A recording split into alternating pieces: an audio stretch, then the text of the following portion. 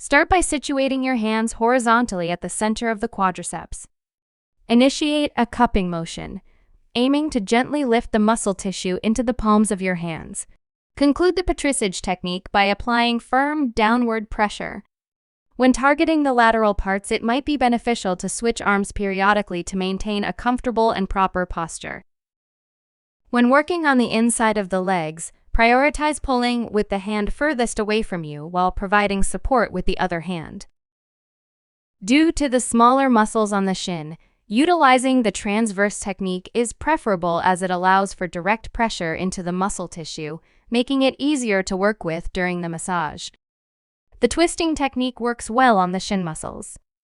It's akin to the standard transverse pushing, but at the end of the motion, incorporate a gentle twisting movement with the palm of your hand, adding an extra dimension to the massage. When working on the calves, apply firm and direct pressure into the muscle tissue.